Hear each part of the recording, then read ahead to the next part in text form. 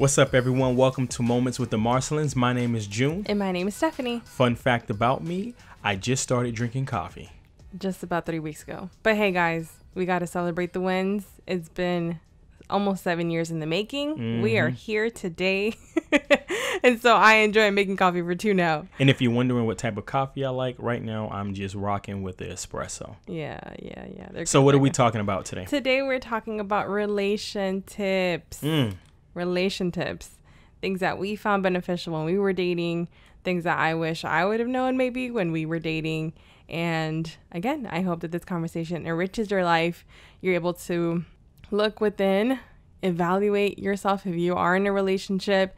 If you're not in a relationship yet, things to think about before you get into a relationship. Absolutely. So I think it'll be beneficial for everyone. Even if you are married and listening to this, you know someone who's whether in a relationship, about to get in a relationship, just got out of a relationship. Right. You know, you have kids, grandkids, whoever it is, you can relay this information to them because I think it'll be useful and valuable. Cool. All right. So we have about 6 things that we feel are going to be beneficial tips for your relationship. The first one is compass. Compass who? Yes, compass. You need to know your purpose. They need to know their purpose because your purpose together will serve a purpose because your relationship will have a mission. And sometimes we fall into a relationship and the other person has no idea where they're going in life. And the thing is, I don't want you to think like you have to have it all together because that's not the point. We're not going to know all the plans that God has for us. And if you haven't listened to our Discovering Purpose episode, listen to that episode to talk about that talks about purpose. But you have to have an understanding of, hey, maybe God is leading me to this. Do I need to have all the answers? No. But Adam had a purpose before he found Eve. That's so good. You know, he knew what he was called to do before someone walked along his side and then helped him continue his purpose now as a couple. That's so good. And so God assigned him a purpose. God assigned him a job. Hence, they need to have a job. I'm just kidding. But it's important for them to have a sense of purpose when you have a relationship. And then within this purpose comes always a sense of direction. And you have to ask yourself, who or what is guiding this compass? Who or what is guiding my direction? Because sometimes we can so easily begin to create the narrative and copy the narrative that culture has portrayed. And so that's when we are then influenced by culture, not influence culture. That's so good. So then we begin to say things and do things based on what everyone else is doing or the dominant culture is doing. So we will, quote unquote, test the car before we buy it and cohabitate with people or become intimate with people when honestly those things should be safe for marriage. And we begin to adopt certain things that are not, first of all, biblical and ultimately do not lead to a healthy outcome of life. And so that's why sometimes you have to ask those questions. With my beliefs in regards to dating, who is guiding each of these beliefs? Is it God or is it culture? You know, is it the Bible or is it my opinion? Is it my fear? Or is it, what God has originally said for my life? Is it things that I saw? Is it things that I experienced? Is it the things that I don't want to live through because I saw my parents live through it? Right. All of these things could be guiding certain things and beliefs, purpose in our life. And therefore, we need to evaluate all of these aspects through our compass. You bring such a good point when you talk about evaluating our compass, because oftentimes Christians get together and they think because both of them follow Jesus that they have the same values. And this couldn't be so far from the truth. Absolutely. That's why it's so important to really sit down and have these conversations and figure out what is it that you value? What is it that I value? What was your childhood like? What are your non-negotiables? What are the things that, you cherish deeply? Yeah. We need to have these conversations when we're in our relationships because you don't want to get further into the relationship and be surprised when the conversation comes up Yeah, yeah. with a group of friends, and you're like, wait a minute, we never talked about this. Mm-hmm. And Like, so, oh, you think like that? What? when you think like that, you believe this, and so it can Yeah. get really crazy. So it's important to, really sit down and have those conversations with one another. The second thing that we need is a confidant. And this is a friend that we can confide in and tell our deepest secrets to. I love what Dr. Darius Daniels says about friendship. He says the foundation on any relationship is friendship. If y'all aren't friends, you'll do life stuff with your partner and do fun stuff with someone else. And your most memorable moments will be with someone else rather than the person you're doing life with. Yeah. Wow, that is so good. It is. And sometimes in conversations, being, in the profession that we're in, we get the opportunity and the privilege to, counsel people. And sometimes people, open up about how they're with their significant others and they don't feel like they have a friendship. Yeah. And, there's no chemistry there, and they're just kind of together, but they're not really together. Yeah. Like the person is physically there, but mentally and emotionally that person has withdrawn. Yeah, absolutely. And it's sad because you don't want to be with someone who loves you but doesn't like you. That's so good. Like, you and I, we're more than just husband and wife. Right. We're best friends. Seriously. Like, we're silly, we're goofy, like we love to have We're a good time. 100% ourselves. I can't imagine, what it would be like if you weren't my friend. Right. And so it's important that in a relationship that person is your friend. That's right. Someone that you can confide in, someone that you can Right. talk with and build with and share your dreams and have fun with. Because I'll be darned if I'm going to have most of my memories with someone other than the person that is my life partner. Yeah. Does that make sense? Of course. And it's so important that you develop the friendship. Like, trust me, life is serious. Yes. But you don't have to take life so seriously. Like, there are certain issues I remember when we were dating that I was like, oh my gosh, like this or this or this. And they're, and looking back, I'm like, those issues don't even exist anymore. But sometimes, you don't cherish that friendship, or you don't develop that friendship so much. And I'm thankful that we're friends. Yeah. Above everything else. Like, we literally are friends. And you're my husband, and we're devoted to each other, and we love each other and everything. But it first was rooted in a friendship. And everyone, I've even heard it before. It's like, you get to know someone more as a friend that then evolves into something romantic than the other way around. Right. It's like, I saw you being you know what I mean? And I love that. And then that developed into something more. This is so important because I believe the second most important decision in your life is who you're going to be with for the rest of your life. Facts. First is your relationship with Jesus. And when you give your life to Jesus, best decision of your life, most important decision of your life. Secondly is who you're going to spend this earth with. And if you're in that dating relationship that you feel like, you're moving towards marriage, you're wanting to spend the rest of your life with that person, hopefully, God willing, right?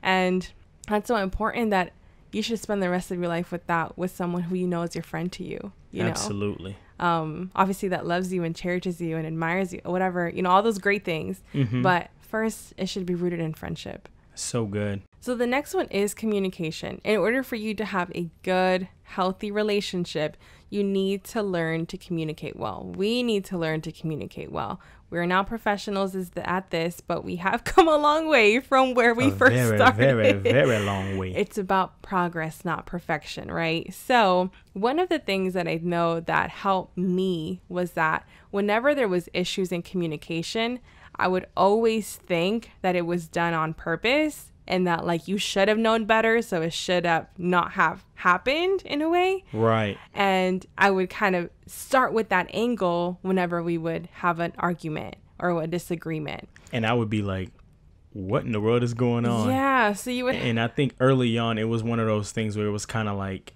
I was almost expected to know exactly what were in your thoughts. Yes. And so I took the standpoint of, well, I'm not a mind reader, so help me to help you. Exactly. But we've come a very long way. Yes, we have. We celebrate the wins. So with that came something that Jun and I decided to do and to kind of implement in our, communication whenever these things did happen. So we always say, charge it to my mind and not my heart. The next one is care. And you may think, well, yeah, I care, that I'm with this person. I am dating this individual. We both care about each other. But I think it's also important that within the care that they're able to empathize with your story and your pain and what you lived through.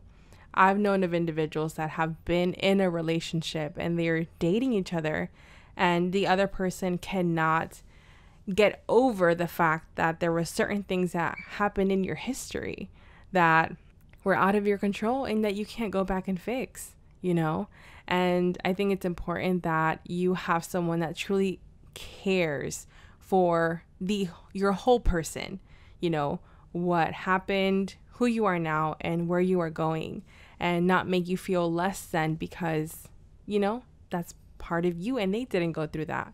Right. Henry Nouwen in his book, Out of Solitude, he touches on this. There's a whole chapter dedicated to care. And something that he says that I find so profound is that oftentimes we want to bring forth cure and change, but we don't want to face caring.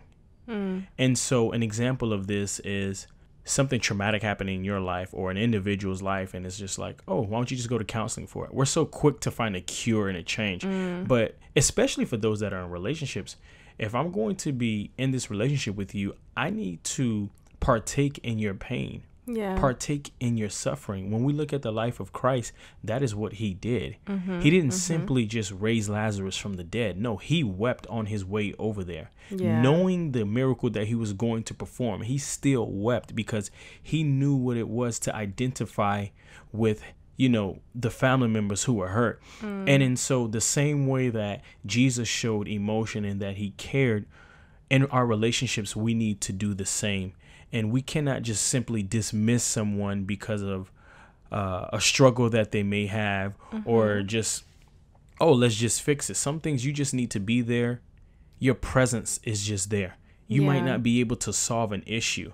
Like, one of the things that I love about you is that when I have my moments, when I think about my father and how I lost him, I know that you cannot raise him from the dead. But the fact that you're present with me, the fact that you're just there, you don't try to say the right words. You don't try to say he's in a better place. No, you're just there. You're present. And that for me goes a long way, because oftentimes we try to bring forth a solution. We try to bring forth comforting words, not out of ill intent. We mean well, but good intentions doesn't necessarily mean good results. And so we need to sometimes just simply be quiet and listen. Sometimes in a relationship, someone is just looking for the other individual to listen. Listen, absolutely. Linda, listen. And so we need to take that approach. God gave us 2 ears, 1 mouth. That was by design. And so we need to make sure that we listen and show each other that we care for them. And one of the greatest ways of doing that is just being present. The best ability is availability. That's so good. And I need you to be available when I am venting, when I am frustrated, when I feel sad, when I feel down, and vice versa. Absolutely. Because that person, again, should be your confidant. What you two should develop is a safe ground. Your relationship should be a safe place where you can share your pain, your story, what you're going through, your frustrations in a safe way, in a safe place, and know that you're going to be cared for emotionally, to the extent that that person can support you. Now, there might be moments where, that person can't hear and do anything about what you went through, to where you need to go to a heart healer, which is what we call a counselor. You need to seek professional help. You need to go to someone else for wisdom. But to the extent that that person can care and be there for you, they should, because it's a safe place. emotionally for that. The last one that we want to say, and it's important for dating relationships, is check-ins. Check-ins are so important. Jun and I do check-ins fairly often, and we like to every other hour. Just kidding. Not that much, but we do check-ins often. And during these moments, we really are just trying to, see how we are doing. So we like to call them, at least on a daily basis, peak and pits. What was your peak of the day? What was your pit of the day? We're not together all the time, so maybe something happened that we haven't been able to share. And in that moment that we have set aside to talk about that, we're able to kind of share what happened. So if something funny happened, if there was a moment of frustration that you had, you're able to share it in that moment. And honestly, it can be anything. Peak and pits can be like, I literally had my favorite ice cream today. Like, that is my peak today, or my pit was, something traumatic happened. We got into a car accident or whatever the case may be. And you're sharing that moment with your significant other. I think also when it comes to check-ins, it's important that we set a time to talk about it. Yeah. It's probably not the best idea for me to come and talk to you while you're on a conference call. Right. Dealing with everything that you're dealing with at work. And I'm like, hey, we need to talk about this. And so it's important that we set time where we're both not distracted, where we have each other's undivided attention. Yeah. And so sometimes that might be an hour or two after work, because I'm going to be real. Sometimes after long days at work, I'm like, I need an hour. Yeah. To just, just disconnect, unwind, and just unwind, get my mind right. And then you can have the best version of me, because I don't want you to have 50% of Jun. I want you to have 100% of Jun's undivided attention. Yeah. And so setting a time to talk about that is important, where there's no phones, no distractions, and you can hear, or you can have my complete attention. Absolutely. I also think with check-ins, if you, don't do the peak and pits, or, little things to kind of spark conversation, even just asking how are you feeling today? Because it's going to elaborate more than just how was your day? How are you feeling? You know what I mean? Get in tune with those emotions, and therefore you can talk about that. And therefore with that, it's did something happen today that made you feel, bad or happy, or whatever the case may be. That's so good to have that emotional vocabulary. And we talked about that in our emotional healthy spirituality episode, the importance of recognizing your feelings. And right now that might look like sad, mad, happy, glad. However simplistic that is for you, it's important that you communicate that with your significant other, because they need to know how you're doing. One last thing I will say before we close out this discussion: whether you're in a relationship or you're single and, you're getting to know someone with the intentions of being in a relationship, pay attention to the potential of an individual, but don't ignore the patterns. Yeah. I think sometimes we focus so much on potential that we just completely neglect the patterns that you see. So you need to make sure that that individual's actions are matching what it is that they're saying. We all have potential. That is great. But some of us probably should not be in relationships right now because there are certain areas in our lives that we need to work on. The thing is, you're never completely ready for a relationship. You're never, quote unquote, a holistic person.